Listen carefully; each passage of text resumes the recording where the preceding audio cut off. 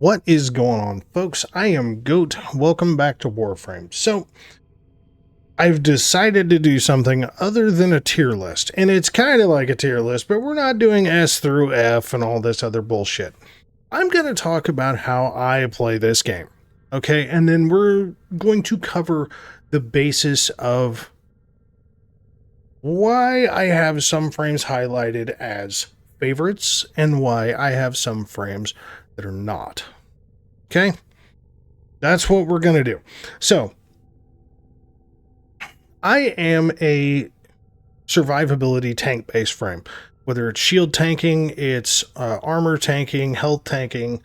I tend to like to use my frames more like weapons platforms. I don't mind using nuke builds, so something like Gyre is fun. Something like Sagoth is fun, but Sagoth also, albeit if you play a little recklessly, can be a little squishy, is also a highly survivable frame.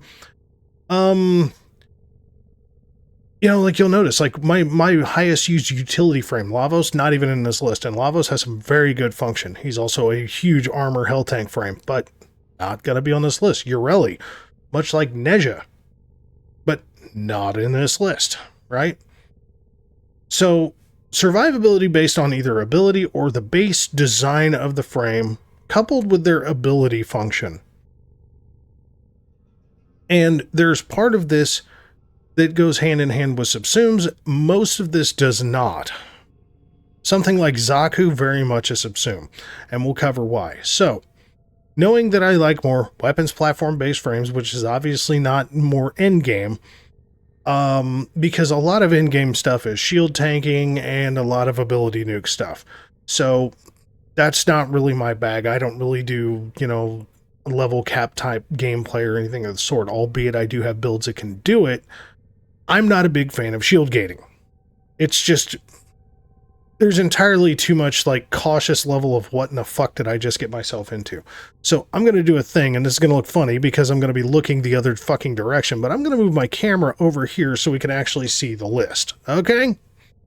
I had so many people tell me, don't keep your camera over here. We want to see what you're doing over here. Well, for this, we need to be able to see what the fuck is going on here.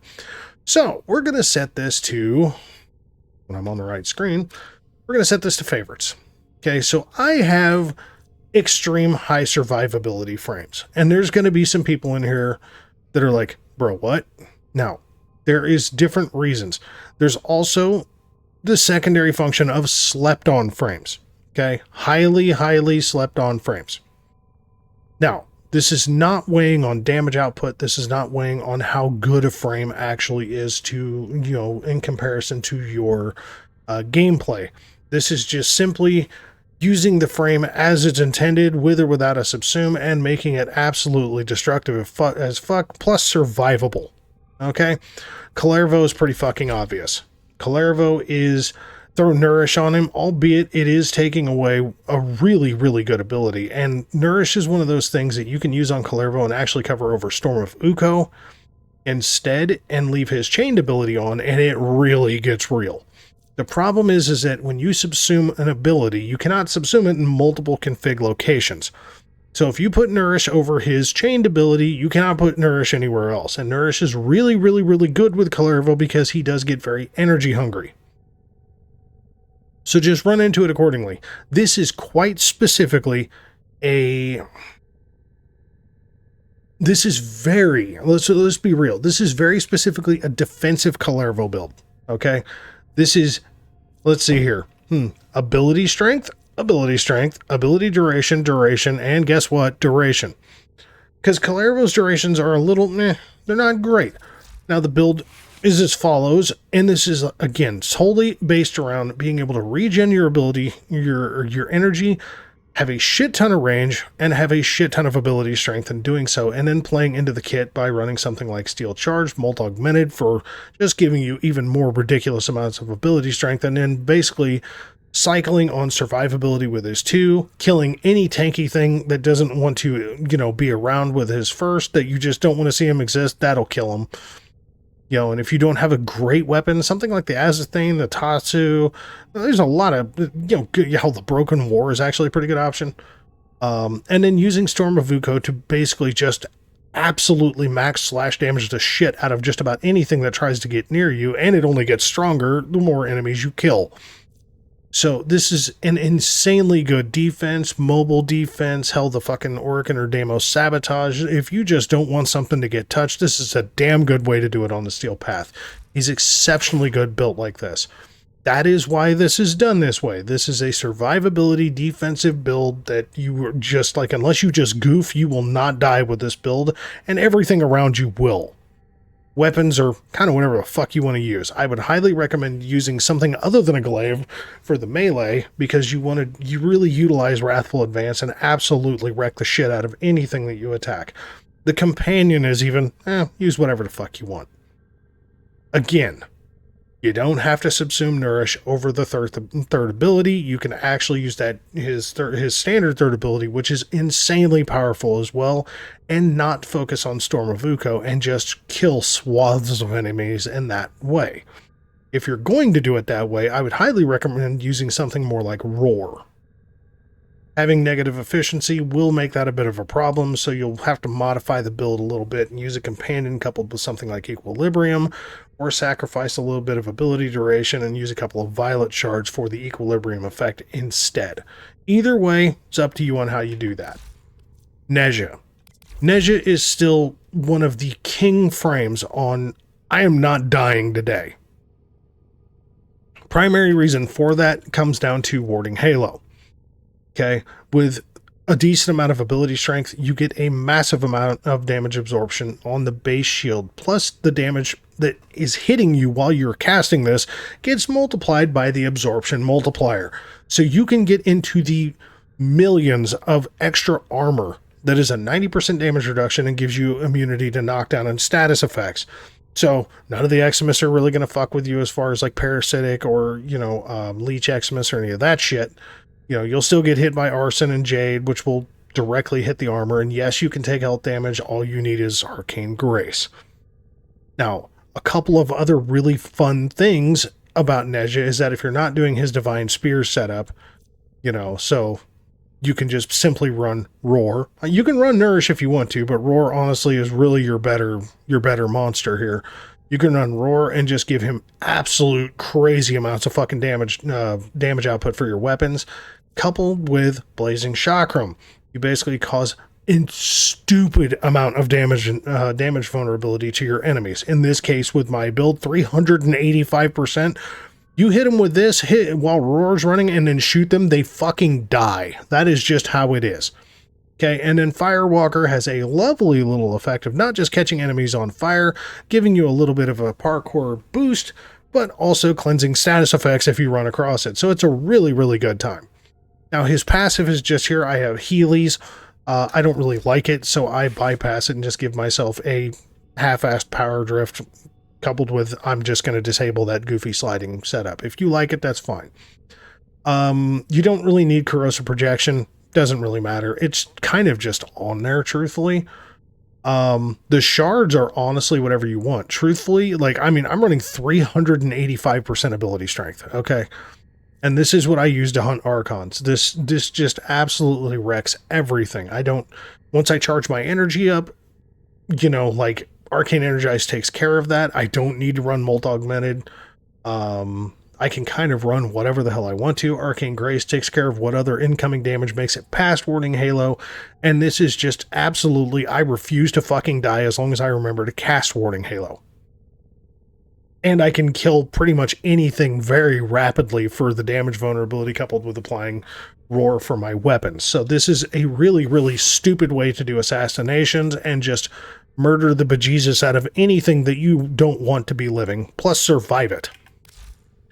Revenant, obvious. Okay, let's be honest. Okay, Mesmer Skin coupled with something like Nourish or Roar. If you use Roar, excellent for assassinations. Nourish is absolutely great for like Netracells or hell, even doing something like Void Cascade, because you can, if you do have problems, you can regen your energy, plus you can put whatever weapon build you want on there, and yeah, apply viral procs with everything else. And take into account, this is in no particular order. We're just going to cover the favorited frames on for what I use them for. Grindle. Grindle is absolutely stupid in every way that is good. And you'll see the shitball ability is gone in lieu of Breach Surge. I'm going to explain that one. Base Crimson for duration. Another one for duration. We've got some health here just to give us a nice little buffer. Max energy filled on spawn because he wants to eat people immediately. So having a little bit of energy is good. But guess what? Doing that again because I had, a Tau Forge, not a bad idea. Having a decent energy pool when starting a mission makes things very, very quick for Grindle because he can't do jack shit until you eat somebody. So if you don't have an enemy right there standing in front of you when you load into a mission, you can't do a fucking thing. So having a couple of, filled on spawn shards on him is a good idea. Grindle in himself, each enemy consumed grants 250 bonus armor. So as long as you've got an enemy in your belly, you have an extra 250 armor until they die. Beast, eat people, gain the ability of, using your other 3 abilities. And of course, they take 705 toxin damage, which does run into the problem of they eventually die in your stomach because they're just being eaten to death. This is life. Nourish is his ability, so you get health regen. You get, bonus damage. You get energy, multiplier, explosive damage, explosive radius, and of course, viral imbued damage on the weapon. As you would expect, it's the one thing that you do get is that you get health regeneration. Breach Surge. This comes into play due to his newest augment, Gastro. This makes a lot of things die. Basically, if it doesn't have Overguard, it will just cease to exist. But Breach Surge basically blinds people, and when they are struck with damage, little radiation balls of death go flying around, applying damage, to everything's head. And then to top that off, you get a bonus damage multiplier to those afflicted by this motherfucker. It's a good time. And then Regurgitate is basically throw up one of the poor bastards in your stomach, armor strip enemies to death. And then by using Gastro, you do gas damage, leave a gas cloud. You have a single stack of gas that is, per second. And then the enemies bounce extra times. So what this does is this basically allows you to go and eat people, spit them the fuck out, eat people, hit Breach Surge, keep Nourish running, obviously. So eat 5 fucking people, hit Nourish to just automatically get damage for your weapons for anything that might survive, typically the person you just puked out. Hit Breach Surge and then throw a motherfucker up. And the whole goddamn room just gets fucking wrecked. This is a very good time. And the bonus is that because Grindle has so much armor, you can get away with something like Arcane Battery for your energy instead, and it is more than enough and quite serviceable, especially having energy regen. It makes it to where if you should start to run low on energy, just make sure Nourish is running, run fucking Zeneric, and you will not have any problems with this setup at all. This works exceptionally well, and you don't need a ton of ability strength to do it. That's kind of that. Citrine. The mineral-based, status-proccing, completely self-sustaining, damage-reducing frame in this game. This bitch is wildly good. And albeit survivable, I actually have gotten to the point to where I hate her 4th ability because it is just pure screen clutter. Albeit it is exceptionally powerful, and it really does fit the criteria of an ultimate ability. Throw a bunch of fucking, gem shards that poke out of people, shoot them, and you got 300% ability or 300% crit chance by shooting that spot is a really good ability, but it is a fuck ton of screen clutter. It's a long animation, and it really irritates the fuck out of me. So what I've done instead of is I've done Pillage to give myself extra survivability plus an armor strip, which then gives you the opportunity of having Prismatic Gem and the Fractured fucking whatever the hell, the Fractured Blast actually do damn near all the work to kill everything. So Citrine's passive. Grants nearby enemy, nearby allies 5 health regeneration per second. Pick up health orb to increase regeneration by 0.1 up to a maximum of 25. Fractured Blast, energy orbs, health orbs, hit people with slash and impact. It's a good time. Preserving Shell. Damage reduction and damage reduction per kill increase. And damage reduction assisted kills, basically. So What this means is that every time this gets cast, you get more health regen as it sits, and you start out with 90% damage reduction. If you don't kill anything, that percentage does go down, but you do regen. Every time you kill something, you get that percentage back until the duration of this ability does run out. I wish it could stack and just continually keep going if you recast. It does not. It just resets. The only thing it doesn't reset is the health regen per second, which is totally fine. So it doesn't need to. It'd just be nice. Prismatic Gem. This is such a crazy ability that is so easily slept on. So this thing is basically a giant butt plug crystal. Sorry, but it is. It's this giant butt plug crystal that you throw out into a room, and it creates this giant rainbow bright aura that just, depending on your range, is a really, really reasonable radius. And if they get attacked by anything within its radius, it just starts proccing 4 fucking damages on a motherfucker. Okay, so it just immediately throws out heat, cold, electricity, and gas and toxin at a motherfucker. And if you have enough ability strength, which I do, you can see the status chance and status duration is quite high. Then obviously pillage, we have a 79%, drain, which is defense reduction, armor strip, okay?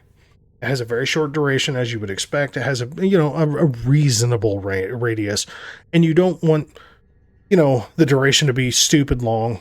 So, because then it just takes that much longer. So the build for this, wrong fucking button. The build for this is quite simple. Okay, it really is. Yes, I am running Prime Sure-Footed. Yes, I am running Arcane Blessing because you get a shit ton of health orbs. You can pick this shit up, and in between Pillage and Arcane Blessing, you're sitting in like the 2000s for both your health and your shields, and you can basically almost never die unless you do something stupid. Because of all the health orbs and energy orbs, you can also quite easily run Equilibrium and run very crappy efficiency and just not run out of energy, as long as you are using Fractured Blast. So let people get near the giant butt plug crystal, hit them with Fractured Blast after you've armor stripped them, and you're just going to have energy and health orbs laying everywhere, and Equilibrium puts in a lot of work, and you really don't have to put in much effort to survive. It's a great time. And with Molt Augmented, see, figure we're at 79%, right? 79%. All you need to be is 82 with Corrosive Protection. That's basically like 29 kills. And Molt Augmented gives you just enough stacks to get a pure armor strip. 29 kills, not a big ask at all. Citrine is insanely good. Sagoth, one of the squishiest in this top favorite build. Okay. Again, you're going to see me running the Glaxian quite a bit. That's for, more negative efficiency, or just generally I want to popsicle somebody. That's usually the twofold reason. So Sagoth is one of the more interesting, and he's become quite good by, doubling down on two of his augments. But he's quite the nuke frame. But he's very, very survivable if you play him to what he's good at. He's a life stealer that blows people up. Okay? This is just what he does. Okay, so roar for the basic output of your weapon damage. Simple. Gloom is your survivability. This does not mean that you're going to stay alive and that you're going to lifesteal just because somebody's in the aura. That is, for some reason, some people get confused with that. You have to kill people. When you kill people, you have a percentage of life that you steal from them. Just because they're slowed down doesn't mean that they're just going to start feeding you health. That's something you have to take from them. That's why it's called life stealing. So if you just stand there with Gloom on and you start taking bullets in your ass, you're going to die. You do still have to put in a little bit of work. But then you couple in his sow and his reap, and shit starts to get absolutely real. And like I said, when the augments came out, personally, I do not like Sagoth's Shadow, which is why I subsume over it, because people complain about Lavos and a couple of other frames being clunky. Sagoth's Shadow is the epitome of clunky function. I don't know why I just did that. So the shards are health because that's a nice little buffer to have. Ability strength, those are pretty much obvious. And a couple of violet shards for the equilibrium effect, and then we shall look at this insanity. This really has not changed. Dark Propagation, Shadow Haze, that is where it is at. Is this son of a bitch worth having 2 Umbral Forma on? You don't have to, but it's nice. So yeah, you really don't have to. You do not have to do 2 Umbral Forma. but it is very nice to get the nice stack out of them. You don't have the Umbra Forma, totally understandable. Arcane Energized, Molt Augmented, just to literally pick up energy as you go, because yes, Gloom is a channeled ability and it will sap the shit out of your energy even with efficiency on there. It is kind of one of the negatives to Sagoth is that for the shard requirements, or at least assisted requirements that the shards can give you, putting energy shards on him is really not so helpful. Like, do you need to have 1076 health? No, but it's a nice buffer because you are going to get shot in missions, and if you're not quick enough at attacking people, you're going to die. But this is basically a nice, subtle little, I'm just going to kill everything in this fucking room build, and it works just fine and dandy and makes your weapons very, very good in doing so. Pretty self-sustaining, pretty good time.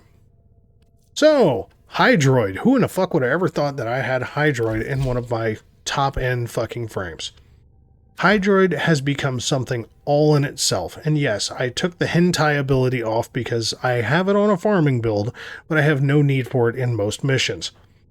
So, his passive, enemies damaged by Hydroid are more vulnerable to corrosive status, with initial status reducing armor by 50%. If that is not a massive betterment to what Hydroid used to be, I don't know what to fucking tell you. First ability, Tempest Barrage. Guess what? Corrosive Rain. Acid Rain. Have a nice day. Tidal Surge. Movement and cleansing status effects. It's a good time. Plunder, this is his survivability plus damage output, and then I have Nourish on here because he can get very energy hungry, but considering you're already giving yourself corrosive damage as it is from this ability, and then giving yourself viral from this, the sky's the limit on what you want to build your weapons for. Personally, I stack into more corrosion plus cold plus magnetic, and then just a shit ton of radiation and heat on this, and then I actually, yes, use the sun and moon because I do have a Riven, and it's a pure electric build using melee influence. So it really, really, really is it's a fun time, and it's insanely, I mean fucking insanely survivable.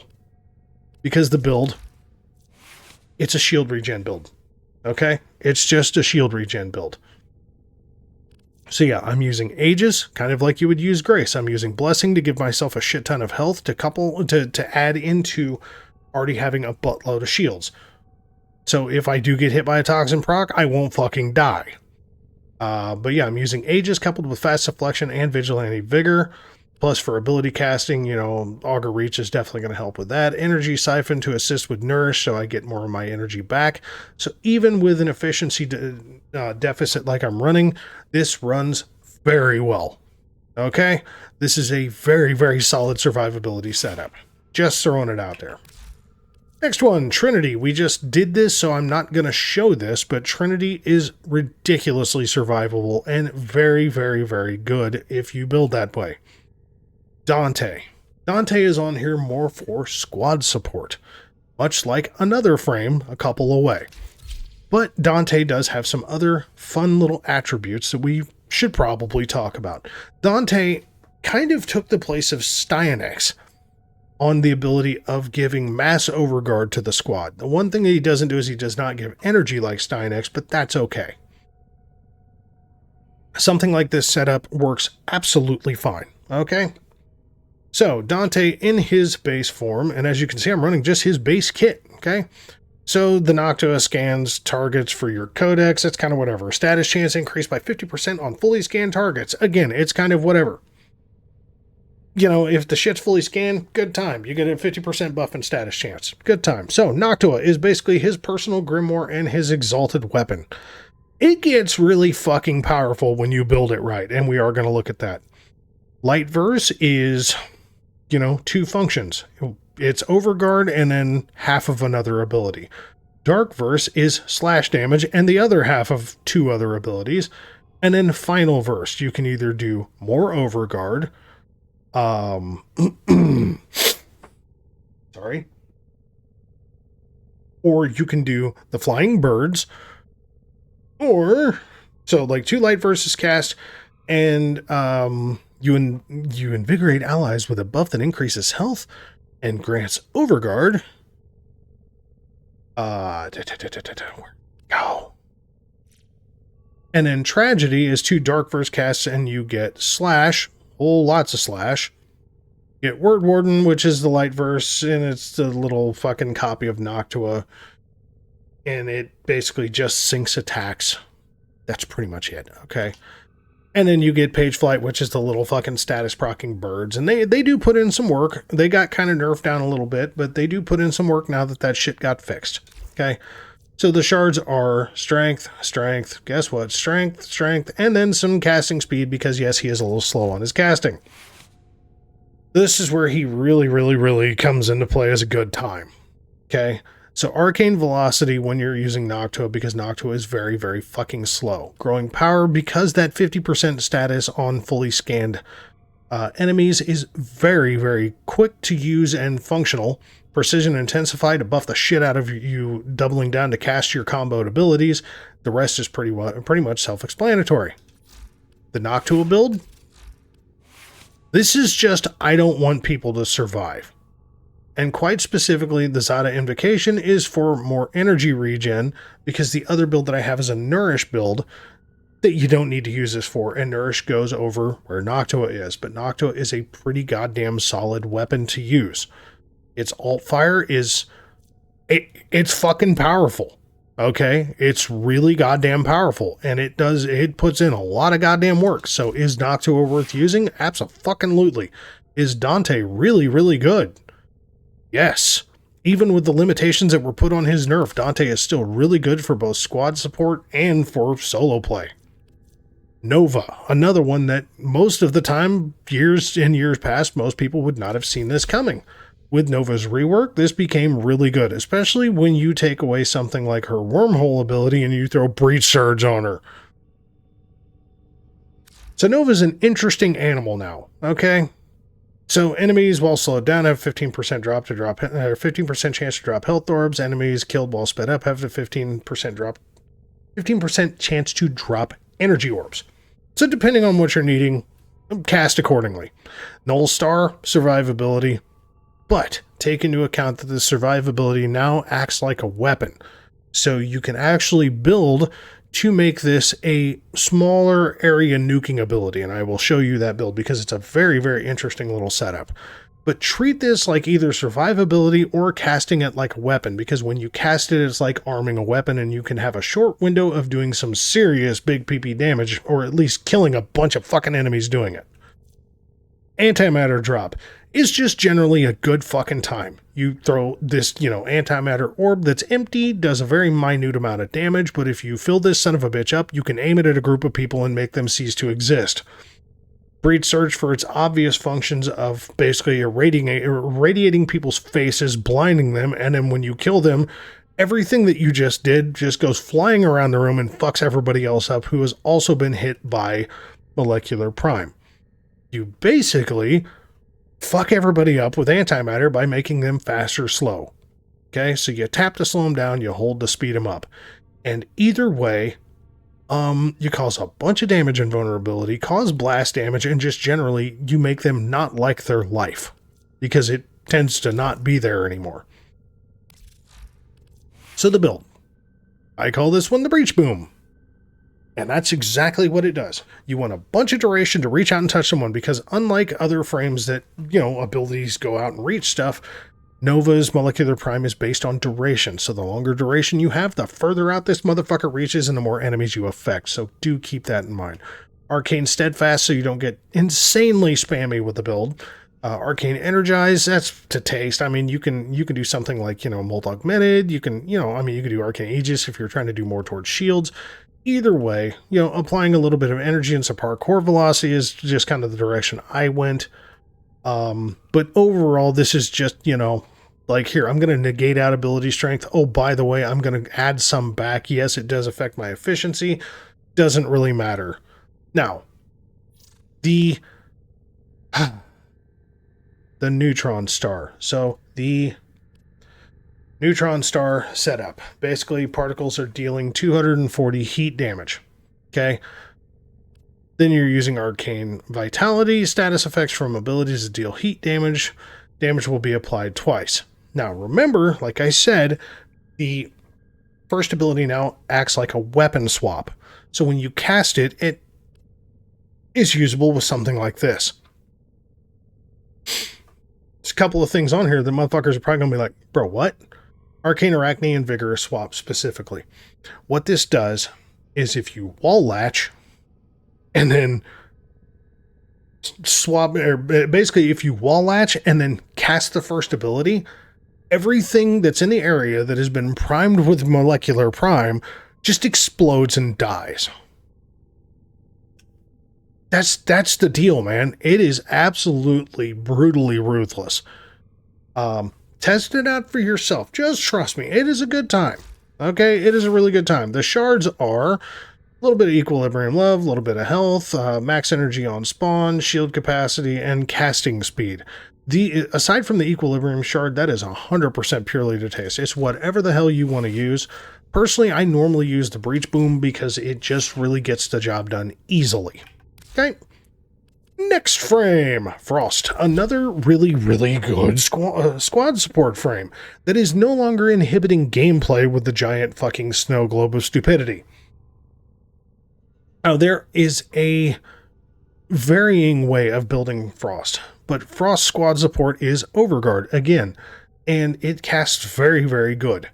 Frost's biggest problem is that he does have some energy pool issues because he has next to Rhino, one of the lowest or next to Rhino Prime, Frost Prime has a very low energy pool. So you do have to take into account that you're going to need something to help that.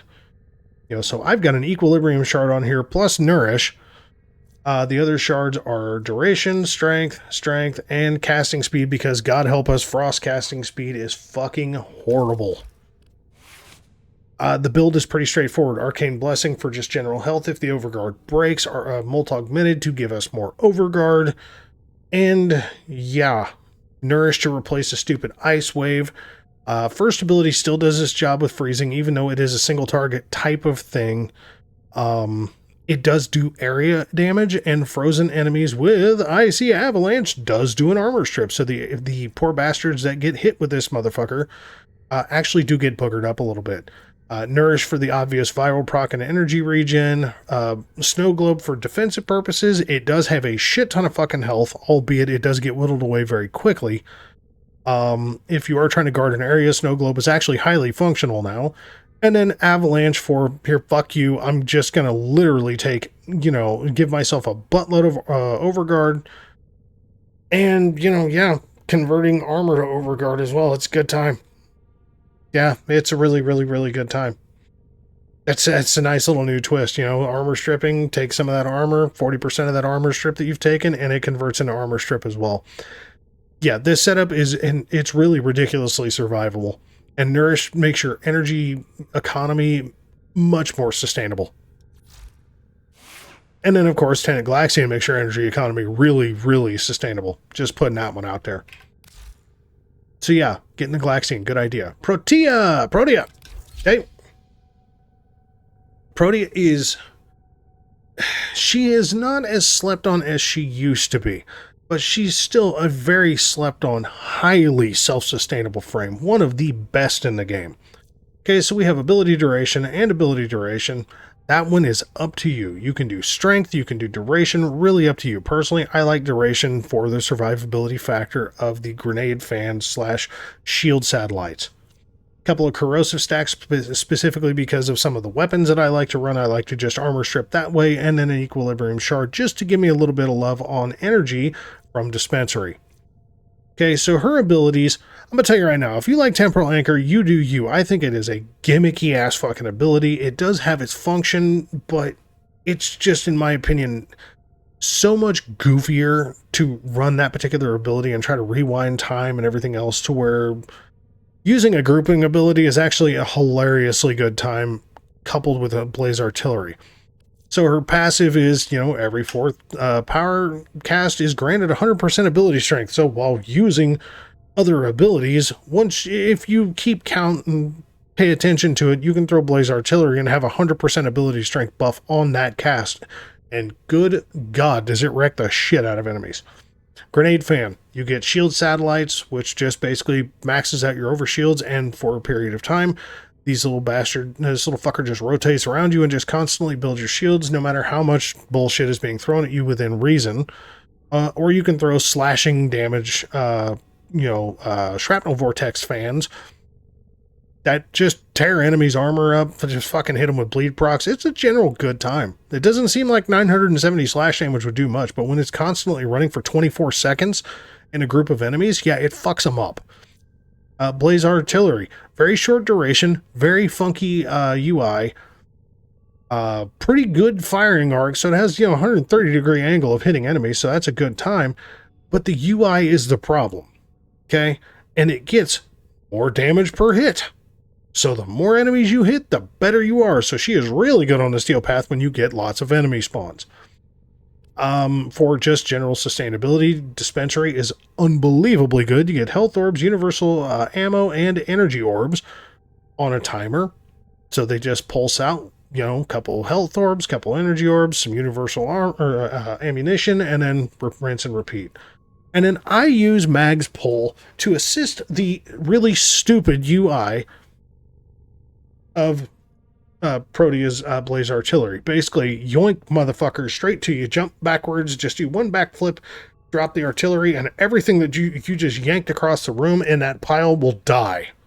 If they don't die, they're all fucked up. God bless it. Build is just this. It's this. Have a nice day.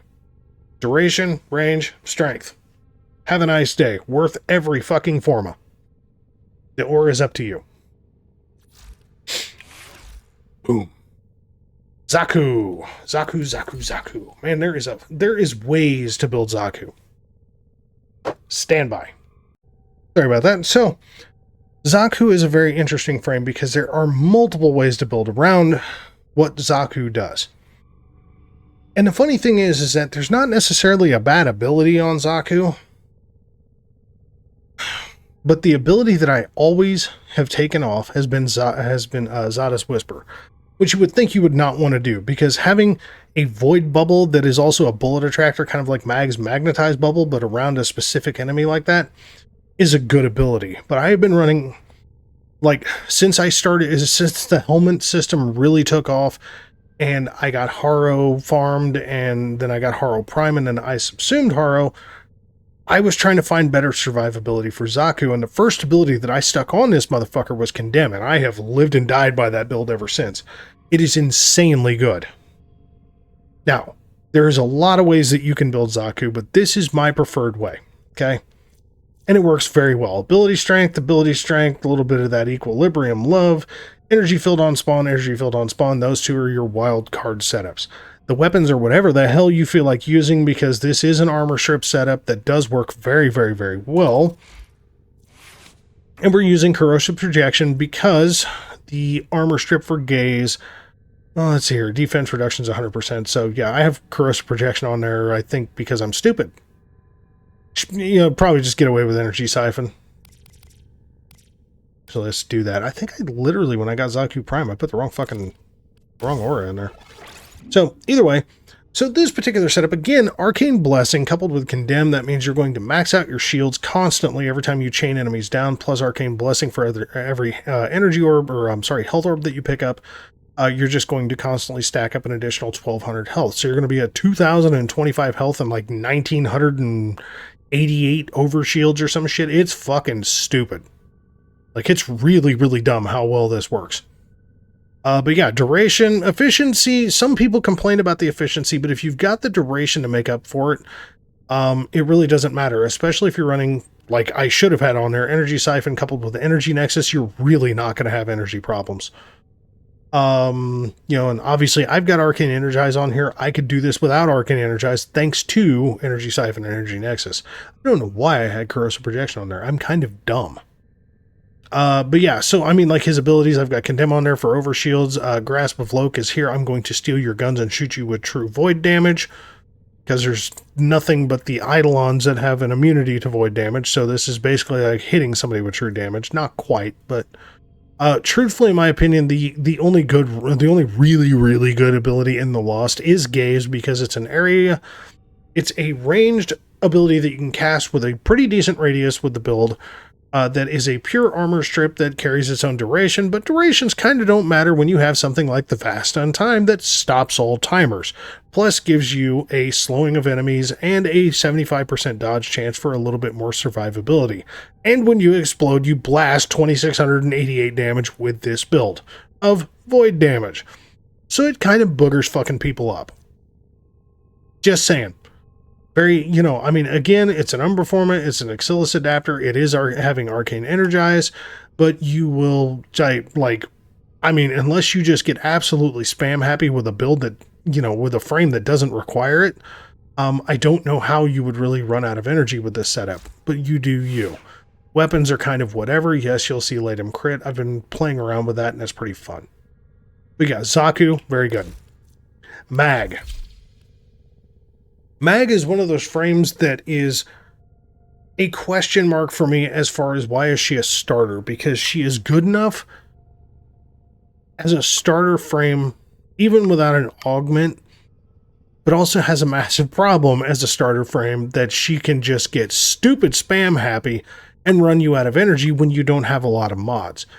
So Mag as a starter, albeit I loved playing Mag as a starter frame because she's just really fucking good. She's a great Steel Path frame for a multitude of reasons. And I am on the wrong fucking build on this. So basically, you run Fracturing Crush coupled with, again, seems crazy, Arcane Blessing, and you are just constantly going to, and yes, of course, you have health regen. You don't really need that if you're running Arcane Blessing. I just threw it on there because I can, because I'm kind of a dick like that. This is 2 form and an Exilus adapter. And 2 pretty damn easy to get arcanes. And you're just not going to have dying problems. I'm just going to put that one out there right now. So this particular setup is, you have to complete the sacrifice and you need, an arcane Exilus, an Exilus adapter. An augment. To work with the Syndicate. She armor strips, she builds overshields. She makes void bubbles that kill people. She yoinks people towards that area before you make the void bubble. Make a void bubble that basically just throws all the projectiles that go into that son of a bitch and just destroys everything in it, but then explodes and fucks people up in a big time way. You can protect yourself, but it's kind of crap. I have Nourish on here for the potential spam factor of it. And again, Polarize is a very good ability. You do not need to run Nourish. If you get very spammy with the build, Nourish is very helpful, but Polarize is also a very good ability, so that's kind of pick your poison on that one. I mean, you can trade out Arcane Blessing for something like, Arcane Energize, or you can even trade out Molt Augmented for something like Arcane Energize, and just keep Polarize on her. Your call on that one. And then, of course, Crush is the obvious. Pick them up, crush them, and then with Fracturing Crush, you armor strip them, and it's just a bad time for anybody but you.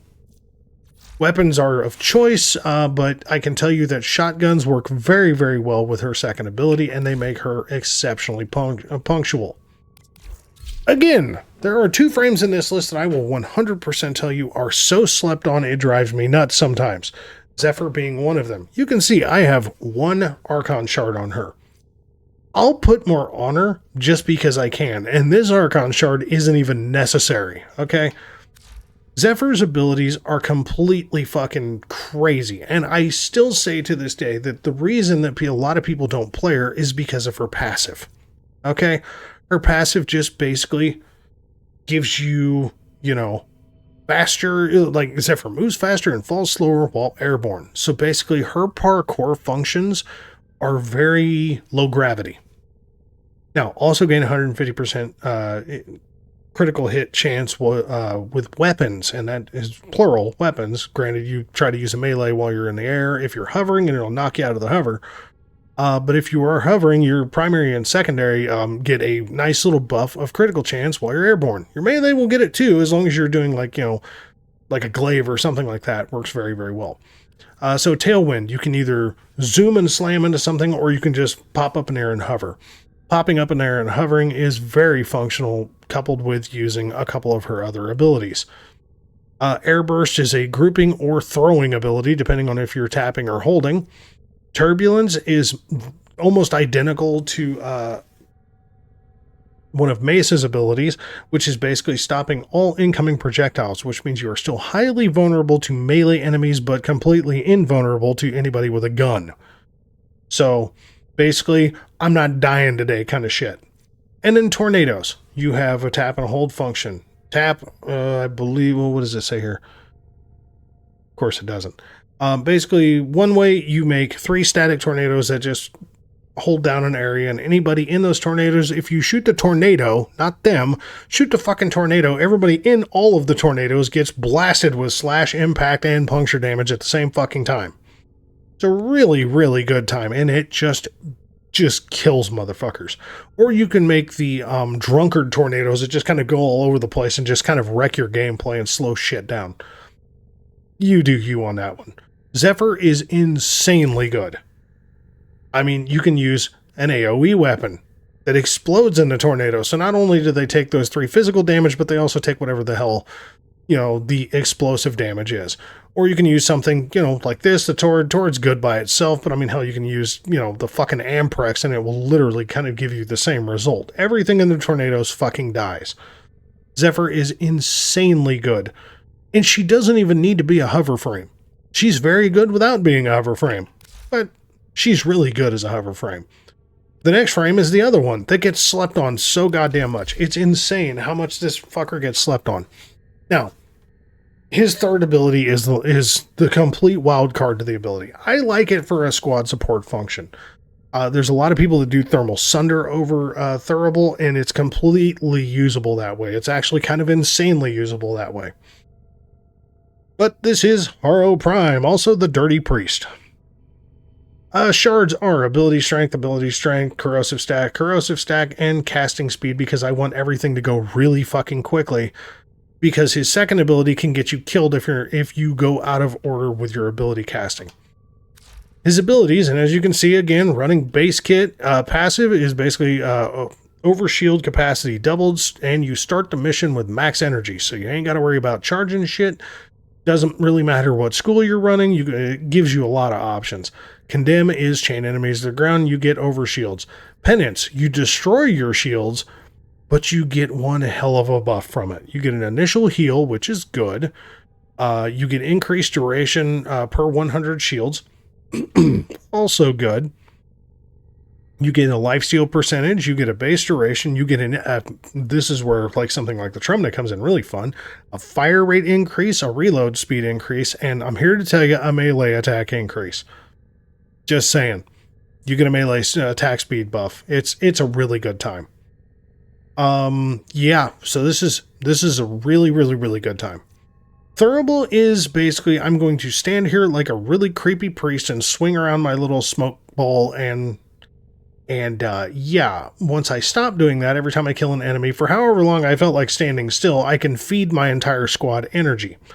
This is why this is the weak link of the base kit, but as you can see, I still have it on here. Quite simply because I really dig the headshot multiplier coupled with some of these new Incarnate weapons. And then also just feeding energy to a squad is just never a bad thing in my opinion, and I do not mind running support at all. The fourth ability is where you have to pay attention to the order of how you want to cast, okay? Specifically, you want to cast Covenant first because you become damage invulnerable, completely damage invulnerable for the first third of the duration of this ability. So if your 2 is about to run out, you cast your 4. Then you cast your 2 to sacrifice the shields, but you're damage invulnerable. Then you find the group of people, cast your 1, get all of your overshields back, and you have the buff from the 2, the buff from the 4, and you have a buttload of overshields. It's just a very simple order of operation. But Covenant is very, very, very good because you get protection duration for the first third. The other 2/3 is retaliation duration, which gives you crit per 100 damage, plus you get this nice chunky headshot multiplier, as well as what you get with Thurible. So yeah, it's a really good time with Haro out there. He's very, very, very good. Gauze or Gauze or whatever the hell you want to call him. Speed freak. So shards are really kind of whatever the hell you want to run within reason. Personally, I run duration, and casting speed And casting speed is only for one ability. Casting speed is simply for redline. That's it. I personally think this is one of the best synergized frames in this game. So his passive, I didn't even show the build for Haro. It's fine. Moving generates an electrical current that fills Gauze's battery. Shields recharge 120% faster. Excuse me. While the recharge delay is up to 80% shorter based on the battery level. The whole goal behind Gauze is to quite simply keep the battery meter up. If anything you bump into, yep, you charge. You move fast, you charge. You move around, period, you fucking charge. He's a high mobility frame. So if you bowling pin a bunch of enemies, you charge. If you speed bump, just speed burst, Gauze, you charge. Okay?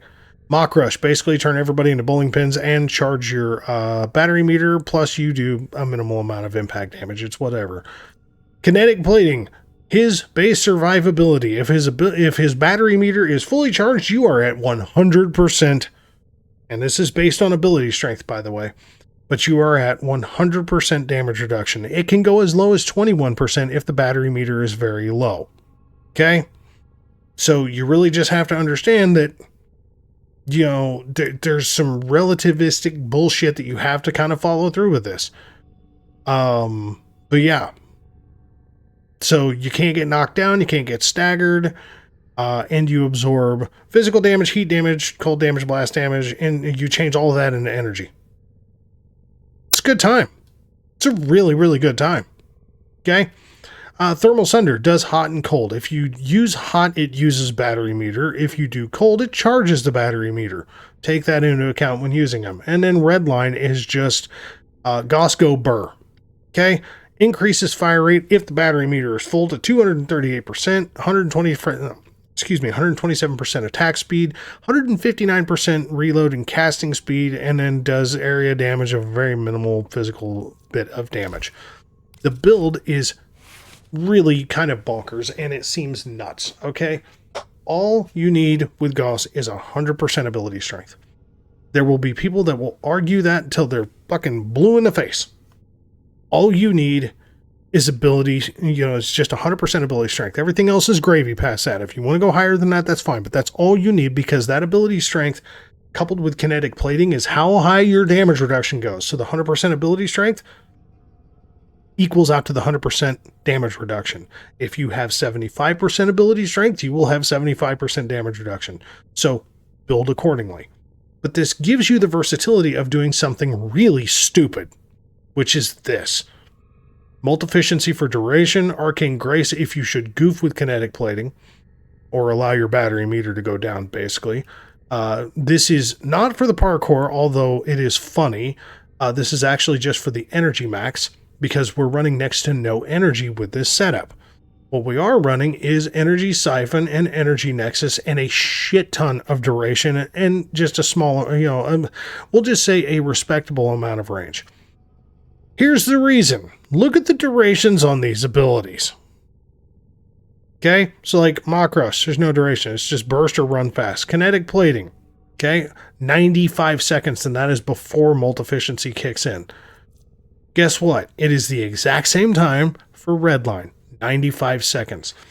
So if you can't regen between Energy Siphon and Energy Nexus, 248 energy, which it doesn't even cost that much, in a minute and a half, I don't know what you're doing with your life, okay? This is an extremely high function, high efficiency build that is insanely survivable. And you can even use the Grimoire, as I'm doing on here, to not only increase its fire rate, but actually give yourself energy regen as well. Overall, Gauze is a really, really good frame. Sarin. Now, as you see, I have taken Molt off of Sarin and I put Condemn onto Sarin. Sarin's one of those really, really weird frames because a lot of people have problems making Sarin survive. You make Sarin survive by either a subsume, by Archon shards, which only help a little, or preferably, I mean, like, you can use her regenerative molt augment, which does work, but it's a lot of casting. Or you can run what a lot of people do with some endgame shit, shield gating. Now, personally, again, I don't like doing shield gating. And yes, her miasma is not really the best ability, okay? It's just not. But Sarin is actually really fucking good. And she does require a lot of ability casting, which is why a shield gating build really works well with her. So, toxin status effects deal 30% more. Another of the same. A little bit of shield capacity, more shield capacity, and then effectiveness on energy orbs. The reason being is because you do a fuck ton of spore ability casting and condemn casting, and we'll get into that. So her abilities are status effects inflicted upon enemies last 25% longer. That in itself is already very tasty to deal with. Spores. Okay, you have a really, really stupid long range. Damage per second, growth per enemy. So damage growth per enemy, status chance, spread radius, decay rate, and reset decay. Like, this basically is, I'm going to spread the cooties and it's going to corrode you down into not living anymore. I have condemn over molt. Molt is basically just, I'm going to shed my skin and run the fuck away. It gives you a speed boost. So on. Regenerative molt gives you an even bigger speed boost and gives you basically healing, for a very short, I think it's like 10 seconds. Gives you healing for 10 seconds. And usually on a regenerative molt build, you're going to be building for a pretty squish build anyway, which means when you hit molt, you basically get all your health back. Toxic Lash is one of those things of Toxic Lash. This is where it's at. This imbues a shit ton of base toxin damage on all of your weapons. You couple that with damage per second spore damage on enemies, and it's a really good time. Miasma is basically just a viral damage per second that causes spores to explode and multiply. There is the bit of a caveat that when the spores do spread, if I remember correctly, and if I am incorrect, I'm sorry, but if I remember correctly, the spores that spread don't continue to spread further, which means the more spreading spores is up to you. Like, it will spread and inflict damage on more enemies, but those enemies won't be able to spread even further, I think is the way I'm trying to word that. I'm probably wording it very stupidly, but it is what it is. Overall, this particular build is very functional. It's very good. And again, this is going back to a shield regen build coupled with Arcane Blessing. Now, this is for the people who have survivability problems with Sarin. This is not some kind of in-game setup. I don't know why adaptation is like that. Get the fuck out of here with that noise. But this is for the people who have problems surviving with Sarin. I need that to be clearly understood, because I know there is going to be plenty of motherfuckers that look at this build and go, oh my god, the heresy of this build.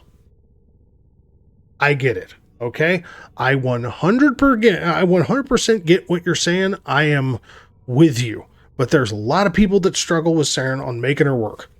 Now, Condemn can go where Miasma is, and then you get a double dip of survivability. There's a lot of ways to make this work, okay? But this particular setup works quite well for just standard Steel Path missions, and you will survive very, very well. You do a lot of status, okay? And especially with Toxic Lash buffing the shit out of your weapons. If you can't make growing power work, God be with you. Prime Sure-Footed is obvious. Not everybody's going to have it. Just put Sure-Footed or Fast Hands, I think. Or not Fast Hands. I can't ever... Handspring. That's what it is. Handspring. Sorry. You can use, Sure-Footed, or you can use Handspring. Either one will take its place just fine. Vigilante Vigor, Fast Deflection are both for shield regen. Arcane Aegis is to help you stop, letting your shields take too much damage. Archon Continuity is playing very much into what Toxic Lash does and helping build that corrosive damage that the spores are already doing. It's a really good time. Overall, this is a pretty simple setup to do. It's just more down to doing the call missions for Archon Continuity, getting growing power, and then farming out for Arcane Aegis. That's like the 3 hard one, and obviously the timer for login reward. But overall, this is like a very functional build for what it is. And the weird thing that you look at as far as the number statistics, because I know there's a lot of people, oh, there's a lot weird to look at. I get it. You could just, it's fine. Trust me, it's fine. the weird thing to look at is the numbers, right? 128% duration. Believe me, it makes sense. The duration's really more solely focused into your Toxic Lash, which it's very forgiving. It's the range, 115% range. Like, why wouldn't you put more on there, right? Why wouldn't you do that instead of just dropping Cunning Drift on here? Sarin has one of the most forgiving range setups I think that any frame in this game does. And the secondary part of this is that as of yet, Digital Extremes has not found a way to nerf down what Sarin does. Every time they nerf down anything, Sarin just gives them a big old white tooth grin and goes, haha, that helped. Trust me, run whatever fucking weapons you want to. I know, I've got the Ogress on here for Christ's sake. But it's literally just for priming enemies. So you run whatever fucking weapons you want to on here, but just believe me when I tell you that Sarin does, for people who have problems with keeping up with ability casting, I can see how so many people die with her. This is a build that you are going to have a much harder time dying with. Okay, that's the best I can tell you. Garuda. Now, Garuda, in my personal opinion, has one small problem. Okay, just one. And it comes down to Blood Altar, and it's a static healing area, which makes you rely on ability strength coupled with a very healthy amount of ability range, which takes away the function of what you really want to do is give her a fuck ton of ability strength. So what you can do is just use Stretch, okay, and subsume Blood Altar and put Gloom in her place. One of the few frames that I actually do use Gloom with. Gloom used to be like the ultimate band-aid for frames with survivability problems. This is just basically taking Blood Altar and putting in a different survivability function instead. Yes, you heal with Blood Altar to where you have to lifesteal with Gloom. I understand it. The only shards that I have on here is just simply 2 base corrosive stack emerald shards. Not even necessary. That's more to taste of whatever weapons you're running. Okay. And yes, I do have the ceramic dagger on here. I was doing something else. We'll take this off because with no melee, you do get Garuda Prime's talons and, oh, I know what it was. It was Deep Archimedia. These were the weapons I needed for Deep Archimedia. Anyway, so the build. The build is pretty straightforward. It's a Gloom build. Okay, Arcane Fury, right? On a critical hit, 60% chance for 180% melee damage. We'll get that. You know, like her passive, I mean, Garuda's damage temporarily increases with each enemy she kills to a maximum of 100%. Slash with her talons if no melee weapon is equipped. So yes, that's part of her passive. Okay, her first ability, Dread Mirror. This can absolutely skadoosh an Acolyte if you have the patience to run the shit out of this and constantly hit, you know, that whole damage capture multiplier. Okay, so if you constantly run this motherfucker across enemies and build up the overall damage output on this, you can one-tap a fucking Acolyte. It is tedious to do so. So do that at your own leisure if you wish. Gloom is just like we saw with Sagoth. It's just an area of effect that slows enemies down and gives you lifesteal. Bloodletting. This is where this works very well hand in hand with Gloom, which is actually why I went with Gloom.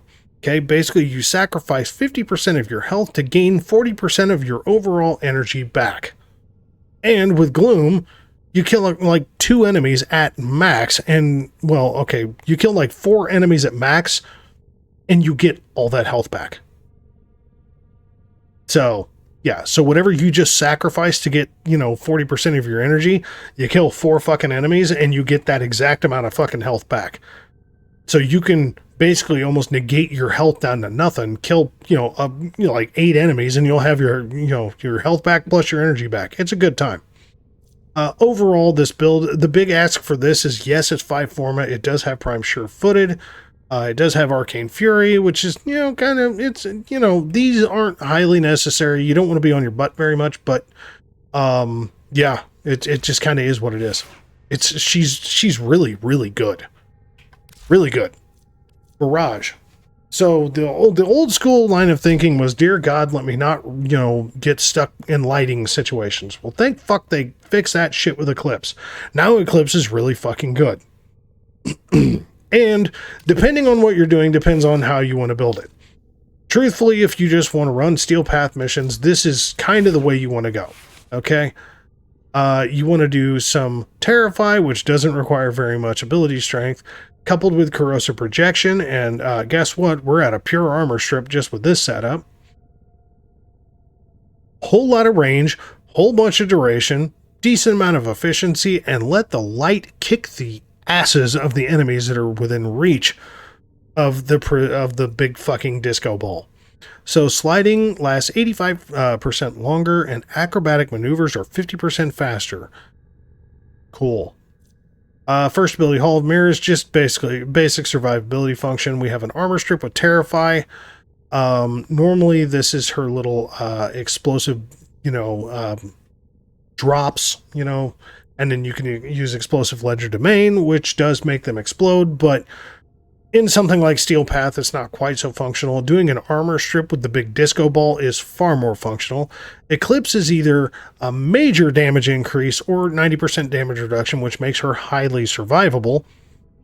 And then Prism, disco ball, just basically flies around, shoots 20 goddamn lasers, and annihilates the bejesus out of every fucking enemy that gets touched after you've armor stripped them. So you keep this running for survivability, you armor strip enemies, you constantly keep the 90% damage reduction going, and then you cast the Prism, and pretty much everything fucking dies. Like, the only thing that doesn't immediately die is an Eximus, but it fucks them up too.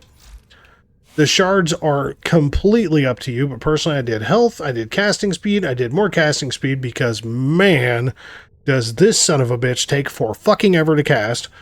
And then energy max, and that's because we only have 375 energy, because did you notice? No flow or prime flow. So yeah, so we're using shards for our energy. This build, very good. Weapons are up to you. Titania, very slept on. Very, very slept on. And yes, I'm using Zada's Whisper. I'm sure somebody's going to put a comment about Zada in a frame. Say there's always some asshole that does that. That's fine. You say what you want. I don't care. This is very good with Mesa and with Titania. Personally, I don't put Zada's Whisper on any other fucking frame out there. But Zada's Whisper, coupled with Exalted Weapons, has a very, very functional, good purpose. I have seen people throw Zada's Whisper on so many frames, and I don't personally understand it because the interaction with base weapons is so hit or miss. It's kind of like the galvanized stat mods. Some work really well, some don't work at all.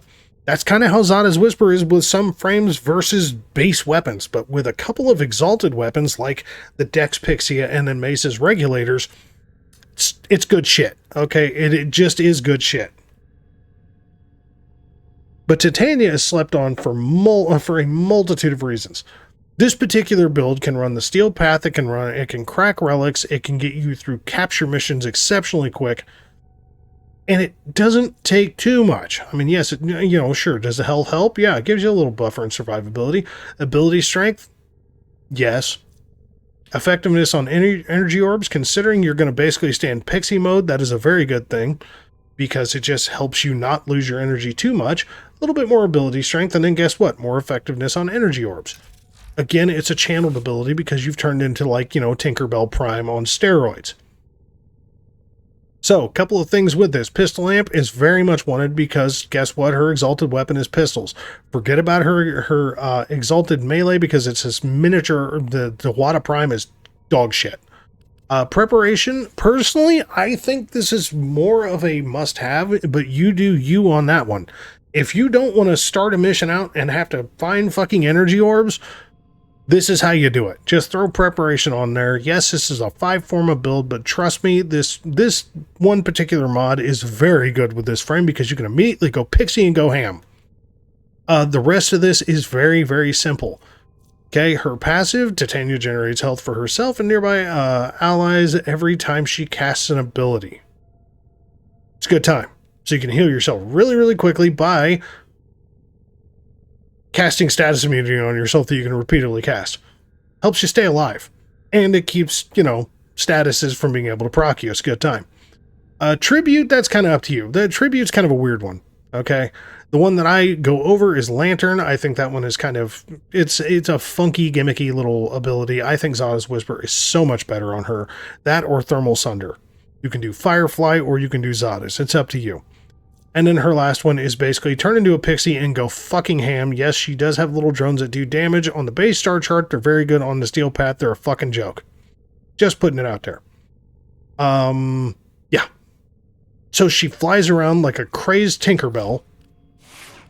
You can put, I will say this, you can put Arcane Velocity on here, but unlike Mesa just constantly throwing bullets, she does have an ammo to the next Pixia, and you will run out of ammo really fast. So yes, Arcane Velocity works even at a 10% critical chance, but I wouldn't personally recommend it if you want to keep ammo and not have to sit there and wait for the recharge constantly. This particular build is more than enough.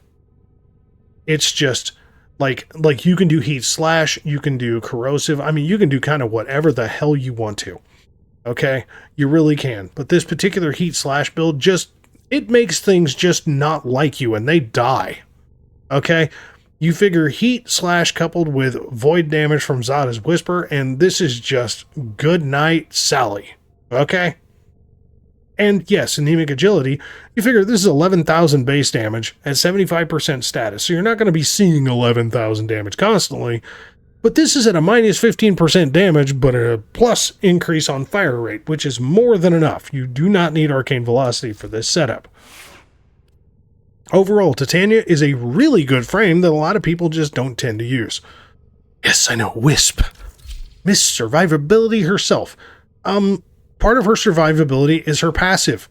If you are in the air, you become invisible. You flow between dimensions, right? This includes hopping, okay? So not just bullet jumping, not just using like, a MOA or something like that to keep you up in the air and hovering about with the anti-gravity beam and all that bullshit, but just simply hopping up and down. As long as you have the little particles floating around you, you're invisible. Okay, huge survivability perk. Another survivability perk, and yes, this is a pillage build. I also have a nourish build. It just depends on what I'm going up against, is her reservoirs. Reservoirs give you healing, so they give you a base max health increase plus healing per second. You also get a speed boost that is a speed multiplier plus a fire rate increase. And if you really want to just shock the bejesus out of enemies to slow shit down, you can use shock motes, and then anybody you get near 5 enemies at a time get electrocuted. It's a good time. Will-O-Wisp is a travel slash survivability perk, and it also functions as with her passive as being airborne and invisible. Now that one's the little bit more the tricky side, but basically you cast this decoy, okay? And then if you tap the ability again, you can fast travel right to that particular decoy and be where that decoy ended up. So enemies focus on it rather than you. And then, yeah, you can just pop in that motherfucker and be way up in the fucking air and just be, basically aim gliding down. It's a good time. Breed Surge is where this is the frame that it comes from. And yes, it is 66% status chance, a 6.6 multiplier, and it fucks shit up. Like I said, this build is a pillage build.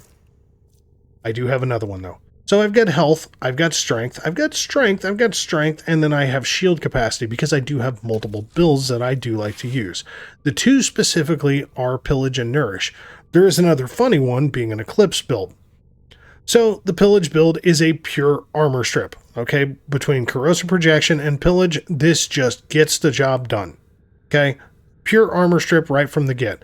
But yes, that requires 330% ability strength to get there. It's not a bad thing given what it does for you. Now this is for enemies with armor. Enemies without armor, like infested, you can go with a nourish build. You can go with a lot more ability strength. This is a more mobile build. You can use whatever the fuck you want to for the aura. Really doesn't matter.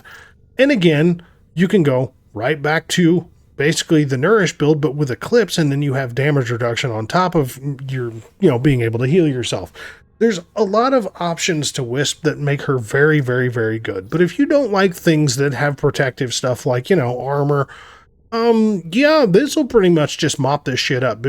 Between pillage and armor stripping and then hitting Breed Surge and shooting 1 or 2 enemies, and a whole fucking room will just die. And the whole time you can be bunny hopping because until you shoot a gun, they don't see you. You shoot a gun, then they're like, oh, that fucker exists. Just saying. It's a really good time. I know you do not need umbral fiber for this. Just so you're aware, you absolutely do not need umbral fiber for this. I actually just went for the umbral set to get to the 330. That is why that is on there. Just putting that out there. I mean, yes, you could do transient fortitude, but do you really want to lose duration? Up to you. I mean, like here, hold on. Let's just show you. So we come over here and we grab this maxed out, nice, happy transient fortitude. Now we're at that 363 with a 128. That's something that you can do. I was going for more of just the pure armor strip right from the get and not sacrificing the duration so much. Either one is fine. Either one will do the job very, very, very well. It's up to you. But Wisp, extremely good. Don't worry, we are almost done. Korra. Korra has two high ability functions. One is farming, and two is beating the bejesus out of enemies in some sort of a weird bondage quirk of doom. Now, to do it properly, you do need to run a stat stick. Glaive is obviously not one of those. Ceramic Dagger or the Nami Solo or the Sancti Magistar Incarnon or Magistar Incarnon have seemingly been the more lead favorites. You can use the Cronin if you want to, or the Vanka, but honestly the Incarnons have just been giving so much of a buff. And basically the way you do it is with some augments. Now, this is just a pure farm build, okay? Just putting it out there. This is not the open a can of whoop ass on somebody build, okay? Energy max, max on spawn, energy max, health, and then energy filled on spawn. Again, shards are 100% up to you. If you are going for the big PP damage, you are definitely going to want different shards. That much I can tell you. So, this is an interception build, okay? So yeah, it's not even a farming build. I do have Pilfering Strangledome on there because I was testing an idea, and I just left it. So, the actual excavation build. This basically just chains enemies up. You have Nourish to regen your energy because you don't have a lot of energy with this build because you're using Arcane Battery for this. Excuse me. But yeah, this is a pure farm slash, excavation build. Now, you do have what I have listed as the Smack build, but this is a more high-functioning Whipclaw build. And the funny thing is like you would think, oh my god, I need ability strength. No, you don't. So Whipclaw basically hit 3 enemies and you grant 35% stacking damage bonus. Now, you have to understand that the Whipclaw is a pseudo-exalted weapon, so it's not a physical weapon. And physical weapon, or the pseudo-exalted weapons basically get their buff damage from the melee that is equipped on a frame, hence a stat stick. So something like the Ceramic Dagger, like I said, the Magistar, Sancti Magistar Incarnon, the Nami Solo Incarnon, stuff like that. Yes, there is a lot of good that you can do by, and this isn't even like some billion point damage build. This is multi-million, but this isn't even like one of the super powerful builds. Personally, I use Korra a lot for, farming, and I really don't need much farming these days, but, and then running excavations very, very comfortably. But if you just want to go smack the bejesus out of people, yeah, the Whipclaw build is absolutely the way to go. And you do some mega damage. For ease of use, the aimbot from hell. That is what Mesa is. Mesa is an aimbot. Very simple. Parkour velocity, because Mesa's waltz is just like Nyx's absorb, so you need something to kind of help boost your movement, which is fine. A little bit of equilibrium love, and then duration, and then guess what? More duration, because we want as much duration for Shatter Shield as we can possibly get. So, Mesa, shoot dual-wielded sidearms 15% faster, and reload single-handed sidearms 25% more rapidly. Gain 50 bonus health when not using melee weapons. Just saying, it's interesting. So, I have Zada's Whisper on here for the function that it works extremely well with her Regulator Prime. Okay? Just putting it out there. You don't need it. Personally, I think Ballistic Battery is kind of a gimmicky fucking goofy ability because you're not really trying to collect other shit just to blow it back out at people. So you kind of put whatever you want to on here. Roar is usually a really, really good option because it's just more boosted damage. Shooting Gallery. Jam anybody with guns within the range of the ability. Now, here's the hiccup with this. It does seem to goof with melee attack enemies as well. Not for very long, but it does seem to kind of stun them. I don't know if it's because everybody's gun jam and they go, hey, what was that I heard? Doesn't last long, but it is a kind of a weird little thing. Shatter Shield. Just like Zephyr, you are basically completely, well, not completely like Zephyr, you are 95% damage reduction to incoming bullets. So if a motherfucker runs up on you with an axe, or if an infested charger comes up and slashes on you, you will get fucked up. So make sure to shoot those guys first. And then the Peacemakers are her guns, and then obviously Mesa's Waltz gives you movement, right? So, no, not that button, god damn it. The build.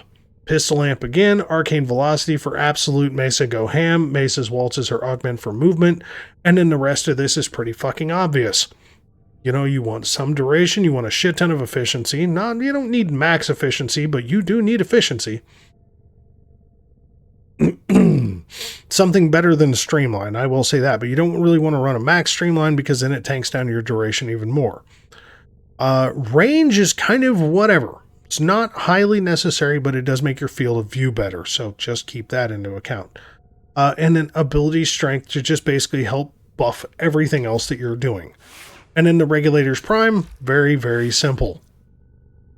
Radiation Corrosive if you're doing something like, Murmur, but this is normally what I run, just a standard, Heat Viral Slash setup or Heat Viral Impact / Puncture, blah, blah. This works just fine and dandy. Okay? Works perfectly fine. And you can see that the fire rate's even lower on this. It's fine. Don't worry about it. It's totally fine. Yeah, so that's Mesa. She's a good time. She's doesn't require a lot of effort for gameplay except for watching out for melee enemies. That's really it. And then, last but not least, Baruch. Now, my personal opinion is much like Limbo, Baruch is most certainly a solo frame. Okay, and there's a reason behind it, because you have to erode his restraint meter, and when you are running around with a bunch of allies that just are out to nuke a map, it makes that particular proposition very difficult to do. And the reason that you want to erode his restraint meter, and yes, you can see I have one of his abilities subsumed, because I personally find eroding his restraint meter with a grouping ability highly functional. So each projectile dodge, each enemy lulled or disarmed erodes Baruch's restraint and fuels the storm within. As Baruch's restraint is diminished, he becomes 50% more resistant to damage. It's a very, I do have to say that his passive is surprisingly good. Okay, so I personally use Ensnare. You can use whatever grouping ability makes you sleep at night. I don't really give a shit. Pull and Ensnare are usually your two better ones. Larva is fine, but this works really well. Lull is basically, here, I'm going to put enemies to sleep so I can erode my restraint meter. Desolate Hands. Excuse me. Desolate Hands is it's just a really good time. It's just these little explosive little bastards that float around your ass, and they seek out and hit enemies. It's a good time. Okay? Just saying. Destroys their guns, I should say. It does hit them with an explosive, but, it basically blows up their guns, so all they can do is melee you, which makes it that much better when you break out Serene Storm and just fuck them up. Okay? Because this is the ability that you stomp, kick, swing, and you punch motherfuckers through doorways, around the corners of walls. You punch the nullifier bubbles off of nullifiers. You'll basically one-tap fucking Overguard right off of an Eximus if you don't outright kill the bastard in one punch. Serene Storm is a really, really good time. Okay? So, this is all I got. Parkour Velocity. It's kind of meme-ish, honestly. Truthfully, melee arcane shards is really where it's at with Baruch, and it just makes him so stupidly good. So he's very squishy, but it doesn't really matter because things have to get close to you in order to really become a problem. Rolling Guard is on here in case you run into problems. Basically, you roll and you can become, invulnerable and lose the status effects that might have been procced on you. But having that 50% damage reduction plus the 40 from Desolate Hands becomes a real good time and makes it very hard to fucking die. But yeah, Reactive Storm is just basically what makes Desolate Hands absolutely stupid. And this is the build.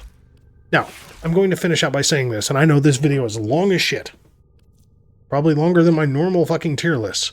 Everything else on this list is potentially very, very good. Okay? Potentially very good. Like Loki. There's complete, damage and vulnerability builds for Loki.